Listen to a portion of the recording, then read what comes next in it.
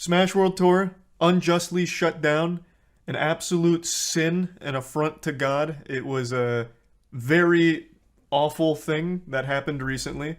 The Smash World Tour, the biggest circuit the professional Smash Brothers scene has ever seen, biggest prize pool, and it was supposed to happen in a couple weeks, but the night before Thanksgiving, the tournament organizers got an email from Nintendo that basically implied it needs to be shut down.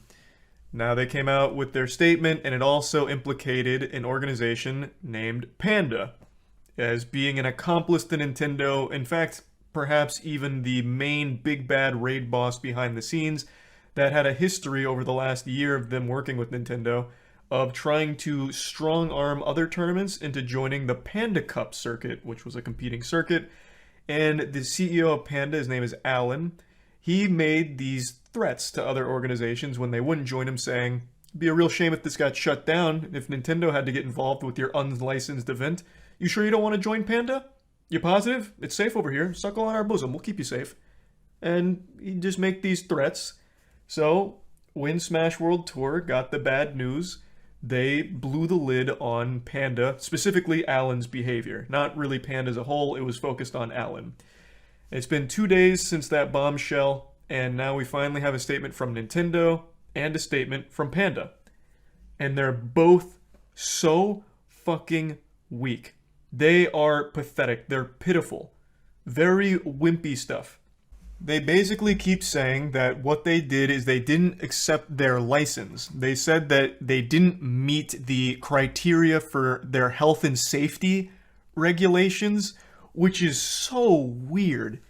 Like the health and safety rules they were saying Smash World Tour didn't meet, so they couldn't grant a license for. And I have to wonder what that means. Like, what are the health and safety things? Like, they provide a venue, they provide everything a human being needs to survive, except, like, bulletproof vests, I guess, just in case things get rowdy. Like, I don't know what they expect. It's not like Panda Cup does anything special in that regard. So it seems like a bunch of fucking nonsense. Because of COVID or something? Well, even then, that still wouldn't work. Oh, this is part of Panda Cup. It's even branded on Panda Cup's YouTube page. Yeah, you're right. Regardless, it doesn't seem like this would be the cause for the health and safety concerns about the masks. Yeah, it looks like masks aren't required. Like, Breezy wasn't wearing a mask here. So, I don't think it's like a mask thing. I don't think it's COVID protocol. It just seems like they looked for any excuse imaginable to slap Smash World Tour down or not give them the license. But yeah, they basically... So they tried to, like, wipe their hands of it and say, no, we're pretty innocent here. We didn't grant them a license, but we said they could still run their tournament. Which is a little misleading, because since Smash World Tour was directly communicating with Nintendo, the statement was the days of unlicensed events is over, that time is over or something, that time is gone, I can't remember the exact quote. And also, this is the biggest load of dog shit I've seen all day. Nintendo cares about Super Smash Bros. Fans and its community very much. We hope to continue to hear their passionate feedback. That was so baloney that my voice cracked even reading it. My vocal folds couldn't even get through that sentence without some kind of hiccup in there. Absolute nonsense. What a load of dirty barnacles. Nobody cares less about the Smash Brothers scene than Nintendo. The amount of times they'll pull their pants down just to drop their ass on it last minute to shut things down is baffling. And there's a statement coming on the back of them shutting down the biggest one right before it happened. This statement boils down to Nintendo saying, it was a misunderstanding, we didn't grant them a license for 2022 or 2023, which is a weird thing to say because Smash World Tour didn't ask for a license for 2023, they didn't submit an application for that, so this is truly coming out of nowhere. And then they said that they verbally let them know that they weren't requiring they cancel the finals because of the impact it would have on the players. Which is not exactly faithful to the events, because they made the statement verbally that the days of unlicensed events or whatever, that time is gone. So by declining their license for 2022, the implication is, okay, so we can't do this. You're gonna shut our shit down. Which is how this all happened. So it's just not a very strong statement from Nintendo. it doesn't really shed light on anything other than their incompetence and inability to work with the community or clearly convey messages and information. I'd like to briefly explain this a bit deeper. So, Smash World Tour throughout the circuit was in direct communication with Nintendo and had their unofficial blessing to continue. It wasn't an official license or a partnership like that, but they had like the nod of approval to continue without intervention. It was something they were completely okay with having the Panda Cup and the Smash World Tour run at the same time.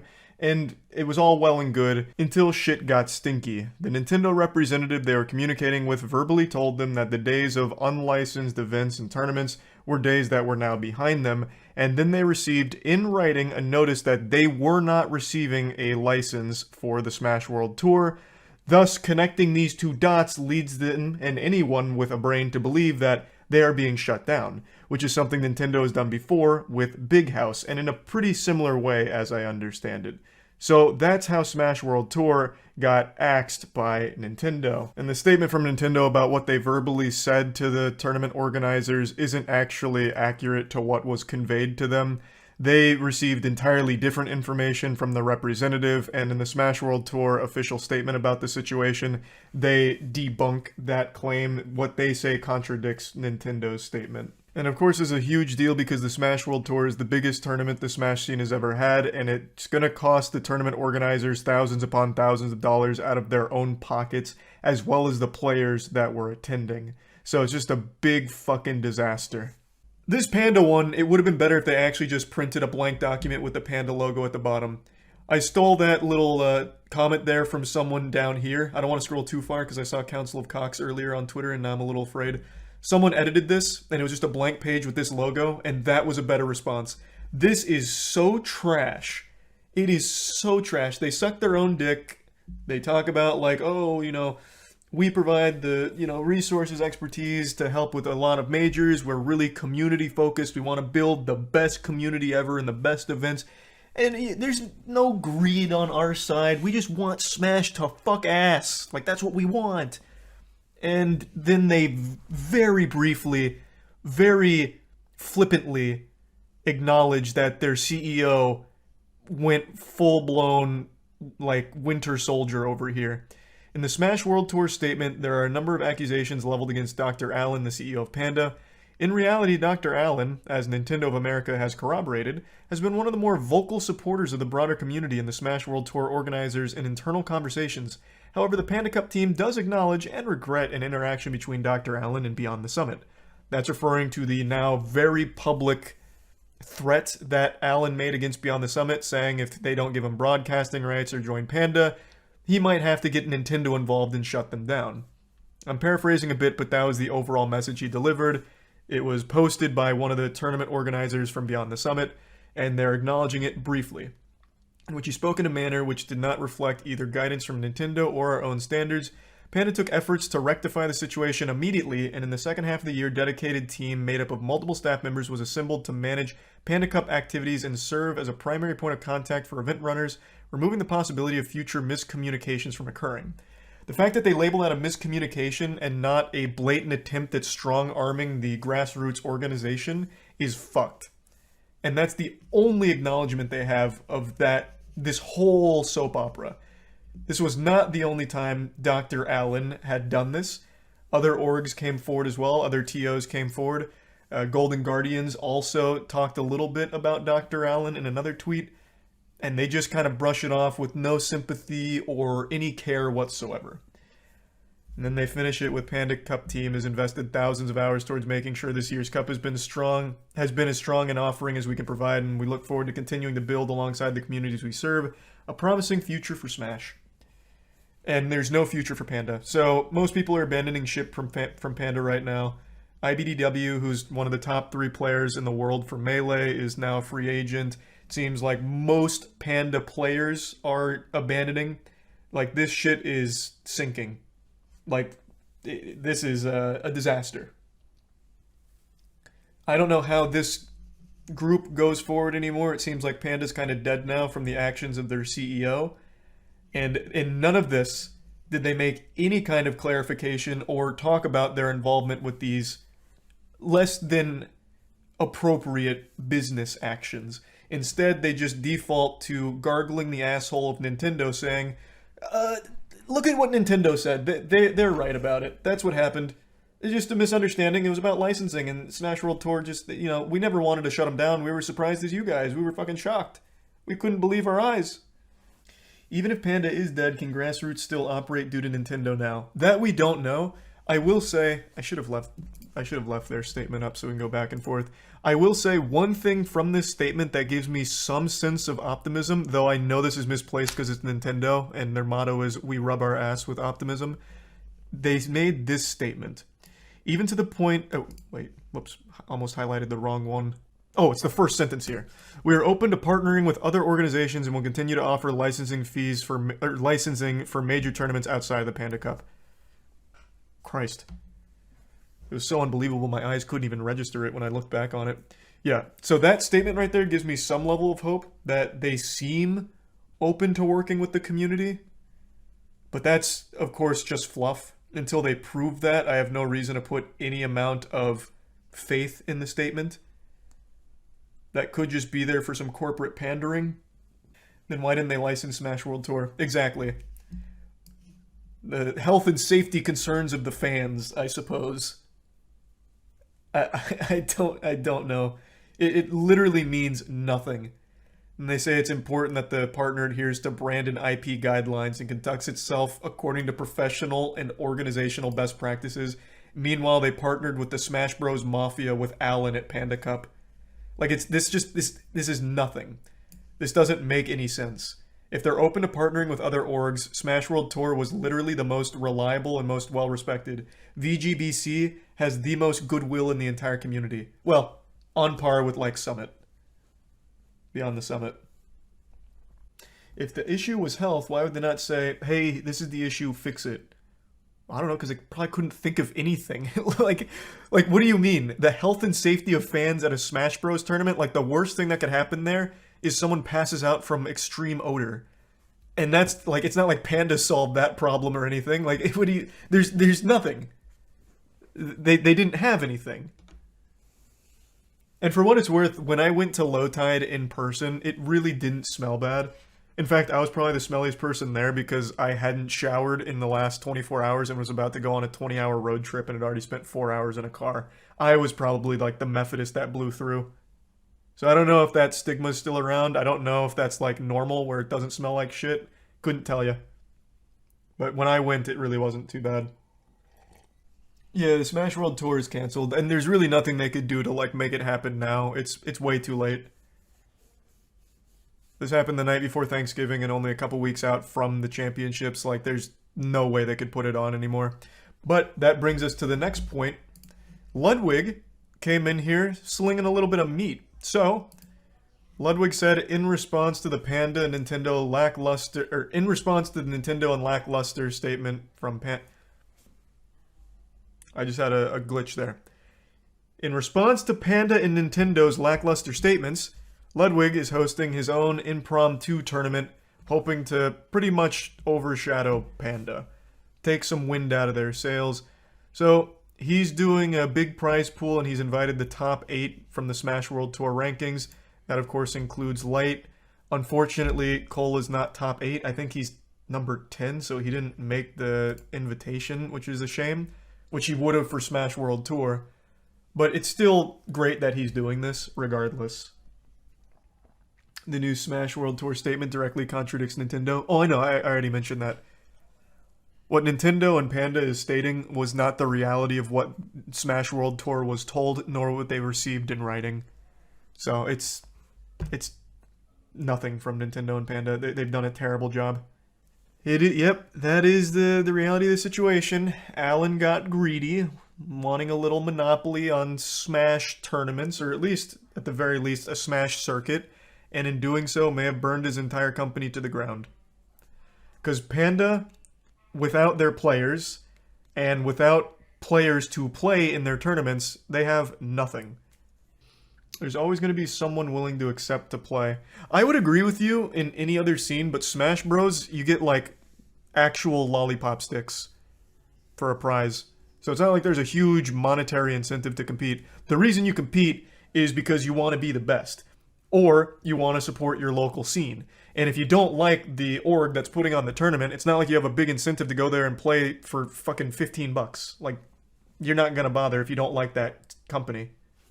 Over the last year, Smash has been eating good from their tournaments, with people like Ludwig, Summit popping off. Like, they've had big prize pools, but that's not the norm. That is far from the norm. Did I see I was named in a lawsuit? That's so hype. Which lawsuit? It's on LSF. Me being named in a lawsuit's on LSF. Oh, let's go!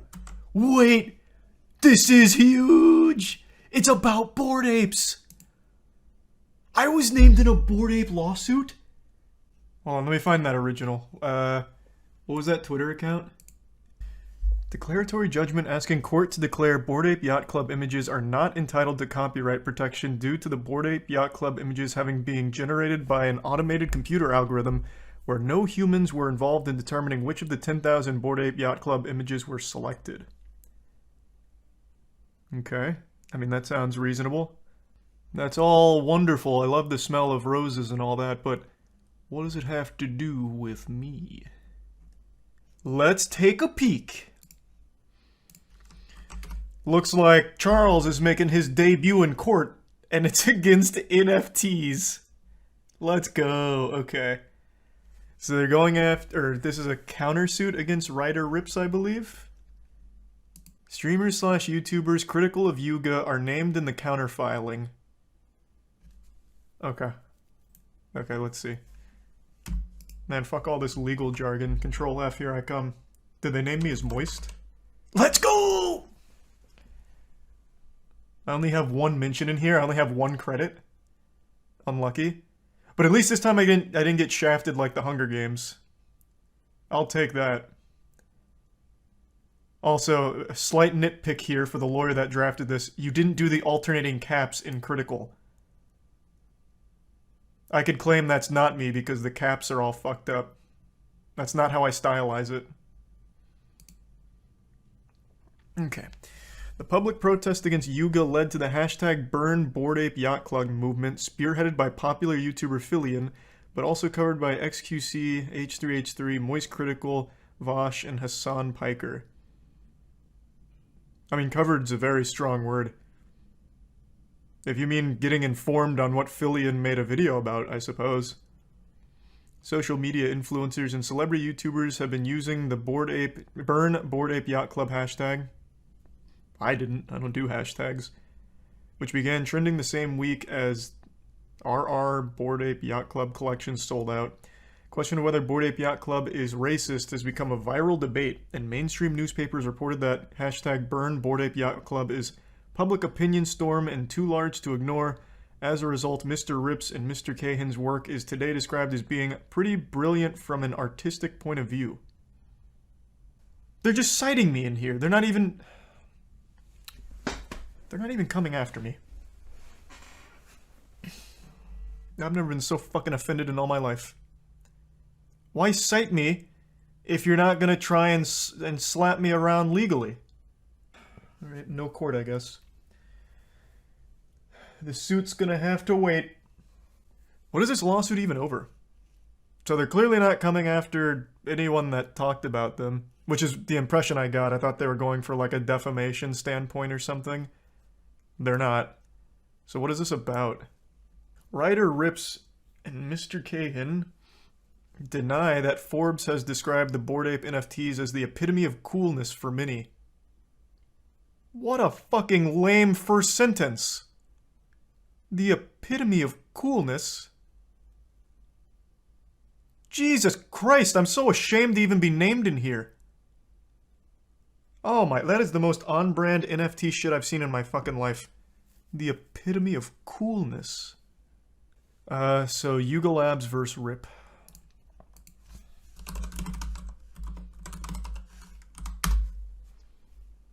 In June, Yuga Labs fired a suit in which they alleged that Rip's Bored Apes conceptual art NFT collection had misused Bored Ape Yacht Club's trademark to mislead buyers and devalue their brand. Okay, so it was Yuga Labs that threw the first stone. And this is the counterclaim. Gotcha.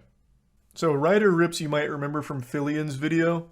So he had NFT or Bored Ape-like things, and it looks like they're coming after him for copyright infringement. So then the whole case hinges on this fact that you need to prove, or you need to argue whether or not you can copyright AI-generated images, algorithm-generated images. Just wanted to come in here and further clarify just a bit in case this is all a little confusing if you're unfamiliar with the situation. Ryder Rips was someone who was very critical of Bored Apes and made a lot of connections between Bored Apes to racist stuff. It's a massive story that blew up quite some time ago now, and Ryder Rips also released his own collection of copycat NFTs that were basically made to poke fun at Bored Apes. And Yuga Labs, the team behind Bored Apes, didn't take too kindly to it, saying that this infringes on their trademark and copyright and just part of his smear campaign against them, so they filed a lawsuit against him. And now I was named in the countersuit against Yuga Labs, and I was just cited as someone that was fueling the fire talking about this huge movement against Bored Apes. Can't have a copyright on something not made by a person. Well, yeah, right, which is why they'd have to argue that you can, as I understand it. I'm not saying they're going to win. I feel like they have legitimately no chance of winning. It makes no sense that you could copyright an algorithm-generated image. That's a bunch of baloney. That's a fat load of dirty barnacles. I'm just trying to understand what this case is even about. You're not one of the listed parties, so you're okay? I know, I thought I was. Which would have been exciting, but I'm not. I'm just cited down here. Which sucks. Just a little footnote. Oh god, oh no, it's not even just the alternating caps they got wrong. You're right, chat. They used a 1 and an I. Oh! They've made a mockery of the legal system. That's not me at all. Oh my god. Oh my god. Jesus Christ. This is not a Better Call Saul moment at all. So is this actually going to get a jury? So they've asked for a jury trial. This would be great. And then I hope they mention me again. In fact, call me to the stand. What does Charles think about all this? Would you go? It'd be for like 2 minutes on the stand. Yeah, but that 2 minutes would lead to like 45 minutes worth of content. I'd do little practice sessions on stream in my suit and tie giving my statement, my testimonial. I'd work on fake crying. It'd be the whole 9. That'd be the most dramatic court appearance you'd ever seen. No, I'm not getting sued. I was just cited in this lawsuit. I got really excited when I read the headline on LSF, though, about us being named in a court filing. But I thought we were going to be one of the mentioned parties that's put on the iron, but unfortunately not. This is just used as kind of like a supplementary thing. What do you mean? How's it surprising they didn't fuck up XQC's name? It's 3 letters. I'd be shocked if they fucked his name up. No, I think there's a chance this goes to jury. I'm saying that with confidence, knowing absolutely nothing about this fucking case and only just now being made aware of it. But I feel confident that it's going to the jury. They'll make it to court. They'll make it to an actual trial. That's my prediction.